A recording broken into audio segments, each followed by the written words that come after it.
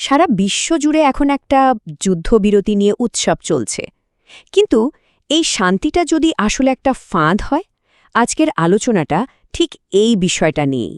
আমরা দেখব এই আপাত স্বস্তির আড়ালে আসলে কতটা বড় বিপদ লুকিয়ে থাকতে পারে। খবরটা যখন আসলো তখন সারা বিশ্ব যেন একটা স্বস্তির নিঃশ্বাস ফেলল। ভাবুন তো, আমেরিকা, ইসরায়েল আর ইরান, তাদের মধ্যে যুদ্ধবিরতি।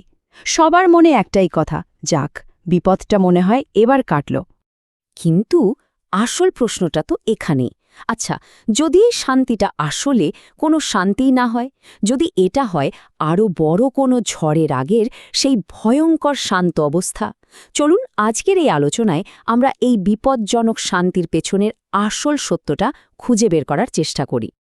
তো এই পুরো ব্যাপারটা ঠিকভাবে বুঝতে হলে আমাদের একটু পেছনে যেতে হবে, মানে কিভাবে আমরা ঠিক এই জায়গায় এসে পৌঁছলাম। চলুন সেই ঘটনাগুলো একবার দেখে নেওয়া যাক, যা আমাদের একেবারে যুদ্ধের দোরগোড়ায় নিয়ে এসেছে।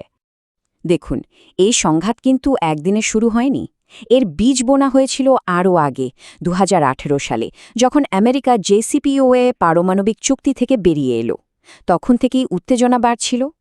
এরপর জুন ২০২৫-এ হলো একটা ১২ দিনের যুদ্ধ, কিন্তু পরিস্থিতি একেবারে হাতের বাইরে চলে গেল জানুয়ারি ২০২৬-এ। ইরান সরকার তখন দেশের ইতিহাসের সবচেয়ে বড় বিক্ষোভগুলোর একটাকে খুব কঠোরভাবে দমন করে। আর এর জবাবে ফেব্রুয়ারিতেই আমেরিকা মধ্যপ্রাচ্যে তাদের ২০০৩ সালের পর সবচেয়ে বড় সামরিক সমাবেশ ঘটায়। বলতে পারেন, যুদ্ধের মঞ্চটা তখন একদম প্রস্তুত হয়ে গিয়েছিল। আর তারপরে এলো সেই মুহূর্তটা।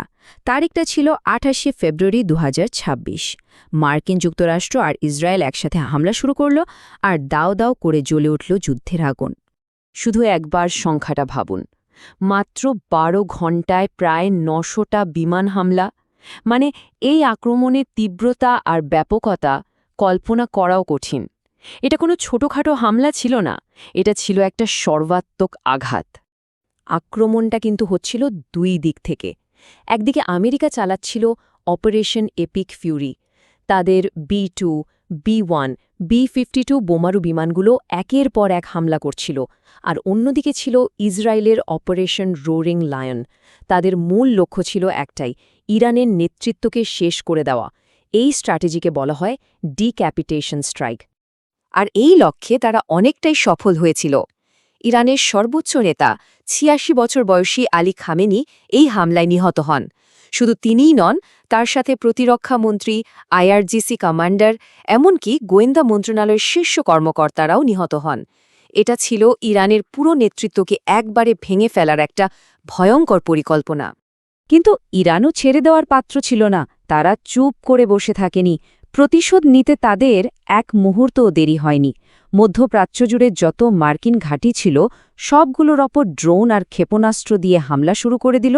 আর ঠিক তখন থেকেই যুদ্ধটা আর থামানোর কোনো উপায় রইল না। এটা পুরোপুরি শুরু হয়ে গেল। এই যে যুদ্ধটা শুরু হলো, এর প্রভাব কিন্তু শুধু যুদ্ধক্ষেত্রে আটকে থাকল না। এর ধাক্কাটা খুব দ্রুতই পুরো বিশ্ব অর্থনীতিতে গিয়ে লাগল। আর এই অর্থনৈতিক ঝড়ের কেন্দ্রবিন্দুতে ছিল হরমুজ প্রণালী। নামটা হয়তো শুনেছেন। এটা মাত্র ৩৩ কিলোমিটার চওড়া একটা জলপথ, কিন্তু একে বলা যায় বিশ্ব অর্থনীতির লাইফলাইন। কেন? কারণ প্রতিদিন বিশ্বের মোট তেলের প্রায় ২০% এই সরু পথটা দিয়েই যায়। তো ইরান যেই না এই প্রণালীটা বন্ধ করে দিল, সাথে সাথে এর প্রভাব গিয়ে পড়ল সাধারণ মানুষের পকেটে। এই যে চার্টটা দেখছেন, ফেব্রুয়ারি ২৬ তারিখেও আমেরিকায় ১ গ্যালন গ্যাসের দাম ছিল $2.98, আর এপ্রিল মাস আসতে না আসতেই সেটা $4 ছাড়িয়ে গেল।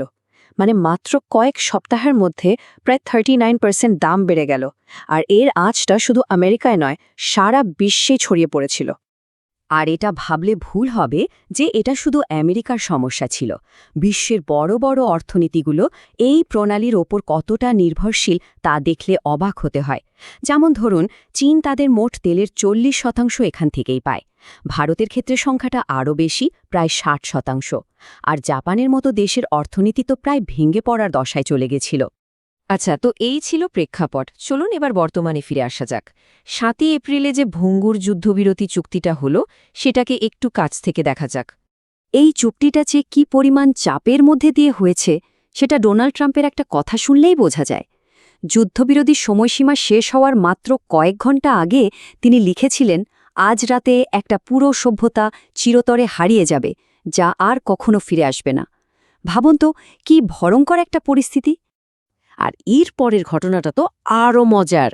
চুক্তি সই হওয়ার সাথে সাথে দুই পক্ষই নিজেদের বিজয়ী ঘোষণা করে দিল। আমেরিকা বলল, আমরা আমাদের সব সামরিক উদ্দেশ্য পূরণ করেছি। ওদিকে ইরানও বলল, আমাদেরও যুদ্ধের প্রায় সব লক্ষ্যই অর্জিত হয়েছে।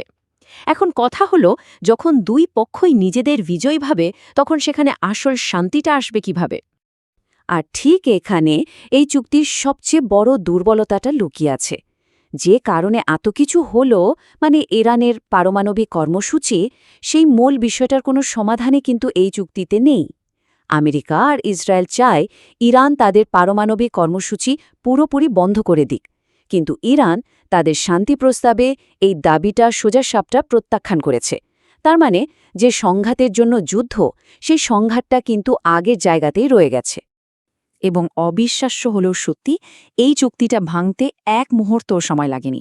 প্রথমে ইসরায়েল জানিয়ে দিল এই যুদ্ধবিরতি লেবাননের জন্য নয়, বলেই তারা হিজবুল্লাহর বিরুদ্ধে অপারেশন ইটার্নাল ডার্কনেস নামে এক ভয়াবহ হামলা শুরু করল। এর জবাবে ইরানও বসে থাকল না, তারা হরমুজ প্রণালী আবার খোলার যে প্রক্রিয়াটা চলছিল সেটা থামিয়ে দিল। মানে চুক্তিটা সই হওয়ার কয়েক ঘণ্টার মধ্যেই আসলে ভেঙে টুকরো টুকরো হয়ে গেল। তাহলে এখন বিশ্ব ঠিক কোথায় দাঁড়িয়ে আছে? সোজা কথায়, একটা অসম্ভব উত্তেজনাপূর্ণ 2 সপ্তাহের সামনে। এর মধ্যে ইরানের নেতৃত্বেও বদল এসেছে। নতুন সর্বোচ্চ নেতা হয়েছেন মোস্তাবা খামেনি, যিনি তার বাবার চেয়েও আমেরিকার প্রতি অনেক বেশি কঠোর বলে পরিচিত। ফলে তার নেতৃত্বে একটা স্থায়ী শান্তির আশা করাটা আরও কঠিন হয়ে পড়েছে। আর ইরান যে কোনো আপোষের রাস্তায় হাঁটতে রাজি নয়, সেটা তাদের সুপ্রিম ন্যাশনাল সিকিউরিটি কাউন্সিলের এই কথাগুলো শুনলেই পরিষ্কার হয়ে যায়। তারা বলছে, আমাদের হাত ট্রিগারে, শত্রু সামান্যতম ভুল করলেই পূর্ণ শক্তি দিয়ে জবাব দেওয়া হবে। এটা কিন্তু শুধু কথার কথা নয়, এটা একটা সরাসরি হুঁশিয়ারি। অন্যদিকে আমেরিকাও কিন্তু পিছিয়ে নেই। পেন্টাগন নতুন করে $200 বিলিয়ন যুদ্ধ তহবিলের জন্য আবেদন করেছে। এই বিশাল অঙ্কের টাকাটাই পরিষ্কার বলে দিচ্ছে যে মার্কিন সামরিক বাহিনী শান্তির কথা ভাবছে না, তারা আসলে আরও বড় আর দীর্ঘস্থায়ী একটা যুদ্ধের জন্য তৈরি হচ্ছে। আর এই সব ক্ষমতার লড়াইয়ের মাঝে সবচেয়ে বেশি মূল্য চোকাতে হচ্ছে সাধারণ মানুষকে। লেবাননে এর মধ্যে 600-র বেশি মানুষ মারা গেছে, 10 লাখেরও বেশি মানুষ ঘর ছাড়া, যা কিনা ওই দেশের মোট জনসংখ্যার 6 ভাগের 1 ভাগ। আর এর পাশাপাশি বিশ্বজুড়ে জিনিসপত্রের দাম আরও বাড়ার আশঙ্কা তো রয়েছেই। সুতরাং পুরো বিশ্ব এখন যেন একটা খাদের কিনারায় এসে দাঁড়িয়েছে। হাতে সময় মাত্র 2 সপ্তাহ। পরিস্থিতিটা একবার ভাবুন তো, দুই পক্ষই নিজেদের বিজয়ী দাবি করছে, লেবাননে যুদ্ধ এখনও চলছে, আর যে পারমাণবিক সমস্যা নিয়ে সবকিছুর শুরু, তার কোনো সমাধানই হয়নি। তাই প্রশ্নটা এখন আর যুদ্ধ হবে কি হবে না তা নয়, আসল প্রশ্নটা হলো এরপরের যে বিস্ফোরণটা হবে সেটা কতটা ভয়ঙ্কর হবে।